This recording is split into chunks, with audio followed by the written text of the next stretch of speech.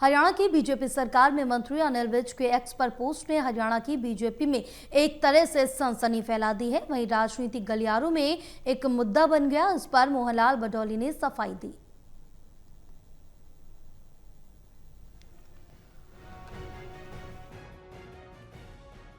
हरियाणा की बीजेपी सरकार में मंत्री अनिल विज के एक्स पर पोस्ट ने हरियाणा की बीजेपी में एक तरह से सनसनी फैला दी है।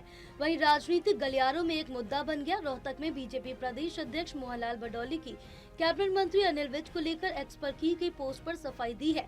मोहनलाल बडौली ने सोशल मीडिया में पोस्ट को लेकर कहा, मेरी सुबह ही अनिल विज से बात हुई, ऐसी पोस्ट उन्होंने नहीं डाली, ये पोस्ट फेक है, किसी ने उनके नाम से डाली है, हम इसकी जाँच करवाएंगे और कार्रवाई करेंगे।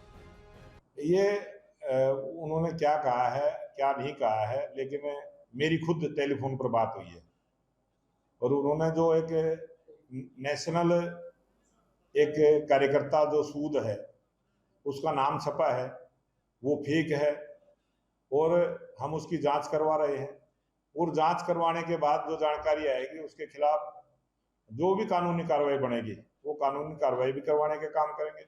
और वो भारतीय जनता पार्टी का जो नेशनल मीडिया का प्रवक्ता बताया गया है वो बिल्कुल फेक है।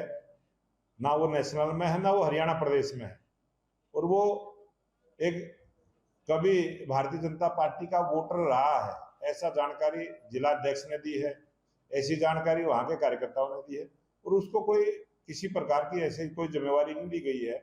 जो जिस प्रकार से वो अंबाला सिटी से आता है, अंबाला का कोई कार्यकर्ता है और वो बिल्कुल फेक है।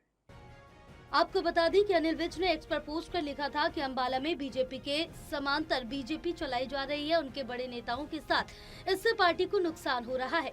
मोहनलाल बडौली ने कहा कि ये बिल्कुल फेक पोस्ट है, बीजेपी में किसी प्रकार की कोई गुटबाजी नहीं है, बीजेपी कोई धड़ों में नहीं बटी हुई है, बीजेपी में कोई धड़ा है तो वो सिर्फ कमल है। भारतीय जनता पार्टी में किसी भी प्रकार से कहीं भी कोई धड़े में नहीं बटी है, ना कोई गुटबाजी है। यहाँ तो एक ही गुट है, वो है कमल का फूल। कमल के फूल को कोई भूलता नहीं है, कमल के फूल के साथ हैं, पार्टी की नीतियों पर विश्वास रखते हैं। बहरहाल अब देखना होगा कि इस मामले में क्या नया मोड़ आता है। टोटल टीवी के लिए सुरेंद्र सिंह की रिपोर्ट।